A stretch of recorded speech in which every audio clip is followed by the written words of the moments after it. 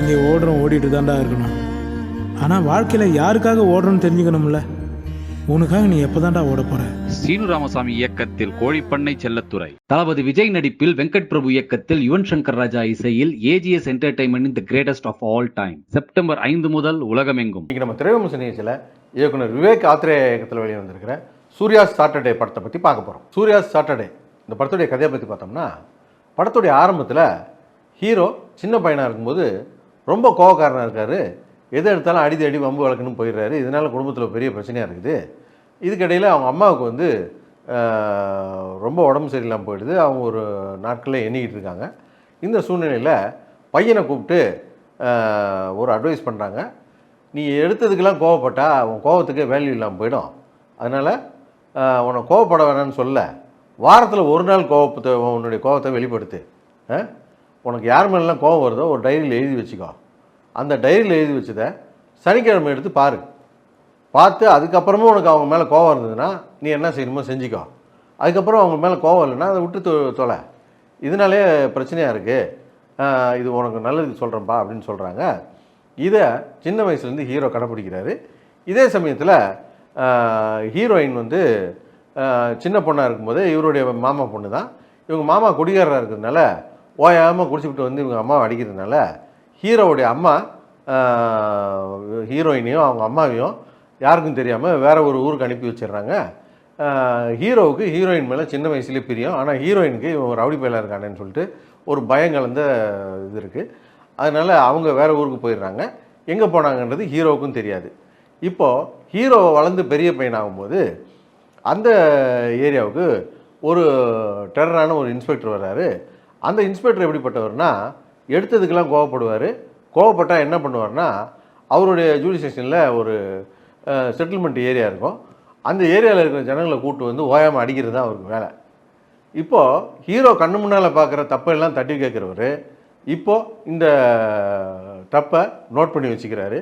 இப்போது ஒரு குறிப்பிட்ட நாளில் வில்லனை அடிக்க போகிறாரா இல்லையா, அதுக்கப்புறம் என்ன ஆகுது அப்படிங்கிறது ஒரு கதை. இந்த கதை தெலுங்கு சினிமாவுக்கு ஏற்ற ஒரு மொரட்டு மசாலா கதை தான். இதை திரைக்கதையாக சுவாரஸ்யப்படுத்த கோட்டை விட்டுட்டாங்க அப்படின்னு தான் சொல்லணும். குறிப்பாக சொல்லப்போனால் ஹீரோ பெரிய கோவக்காரரு. இவர் எல்லா நாளும் ஆளுங்களை போட்டு அடிக்க மாட்டார். எல்லா கோவத்தையும் திரட்டி வச்சுக்கிட்டு சனிக்கிழமை தான் அடிப்பார் அப்படிங்கிறதுக்கு ஒரு அரை மணி நேர கதை சொல்கிறாங்க. அந்த கதையை கூட ஸ்ட்ரெயிட் நேரேஷனில் சொல்கிறாங்க. இது ஒரு ஃப்ளாஷ்பேக்கில் சொல்லியிருந்தால் கூட ஒரு சுவாரஸ்யமாக இருந்திருக்கும். ஸ்ட்ரெயிட்டாக கதையை சொல்லிட்டு போயிட்டு இவர் சனிக்கிழமை தான் அடிப்பாருன்னொடனே சனிக்கிழமை அடிப்பார் நமக்கு தான் தெரியுமேன்ற மாதிரி இருக்குது. அதே போல் ஹீரோவும் ஹீரோயினும் சின்ன வயசில் பிரிஞ்சிட்டாங்க. ஆனால் இவங்க பெருசான பிறகு சந்திக்கிறாங்க. ரெண்டு பேருக்குமே இவங்க ரெண்டு பேரும் யாருன்னு தெரியல. இப்போது ஹீரோ தேடிக்கிட்டு இருக்காரு, ஹீரோயினை தேடிக்கிட்டு இருக்காருன்றத சுவாரஸ்யப்படுத்தாமல் இவங்க வேறு ஒரு லவ் ஸ்டோரியை கொண்டு போயிட்டு இருக்காங்க. அந்த கதையே தேவையில்லாமல் போயிடுச்சு. அந்த கதையை எடுத்து பண்ணியிருந்தால் கொஞ்சம் சுவாரஸ்யமாக இருந்திருக்கும். அதே போல் ஒரு அரை மணி நேரத்துக்கு பிறகு எஸ்ஜே சூர்யா வந்த பிறகு தான் கதையை ஓரளவுக்கு நிமிந்துச்சு. அந்த எஸ்ஜே சூர்யா கதையிலே கூட ஒரே ஒரு ஊரில் ஒரே ஒரு போலீஸ் ஸ்டேஷன், அந்த ஒரே ஒரு போலீஸ் ஸ்டேஷனில் ஒரே ஒரு இன்ஸ்பெக்டர். அவருக்கு ஒரே ஒரு பிரச்சனை தான். எது போலீஸ் ஸ்டேஷன்லாம் பிரச்சனை கிடையாது. அவங்க அண்ணனுக்கும் அவருக்கு ஒரு பிரச்சனை இருக்கும்.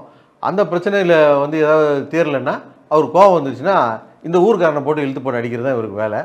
இது வந்து கொஞ்சம் கூட லாஜிக் இல்லாமல் இஷ்டத்துக்குமா போட்டு எடுத்து வச்சுருக்கிறாங்க. இதை சினிமாட்டிக் லிபர்ட்டின்னு சொல்லிட்டு எந்த எக்ஸ்ட்ரீமுக்கு போக முடியுமோ அது வரைக்கும் போயும் கூட இந்த படத்தை இவங்களால் சுவாரஸ்யப்படுத்த முடியல.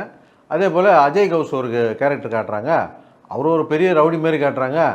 ஹீரோக்கிட்ட வந்து அடி வாங்கிட்டு போகிறது மட்டும்தான் அவங்க வேலை. படம் முழுக்க அதை தான் பண்ணிக்கிட்டு இருக்காங்க. அப்புறம் தெலுங்கு சினிமானால குத்துப்பாட்டு லவ் சீனு அப்படின்னு சொல்லிட்டு கலர்ஃபுல்லாக வச்சு ஒரு கேலப்பாக இருக்கும். அதுக்கெல்லாம் இந்த படத்தில் வாய்ப்பு இல்லாமல் போயிடுச்சு. இந்த முரளி சர்மாவும் எஸ்ஜே சூர்யாவும் சந்திக்கிற சீன்லேருந்து படம் செகண்ட் ஹாஃபில் கொஞ்சம் ஓகேவாக இருந்தது. கடைசி ஒரு 15 நிமிஷம்லாம் கதையே எஸ்ஜே சூர்யா கைக்கு போனதுனால அவர் கொஞ்சம் ஹோல்டு பண்ணார். அதனால் அந்த ஒரு 15 நிமிஷம் கொஞ்சம் அசிங்கப்படியாக இருந்தது.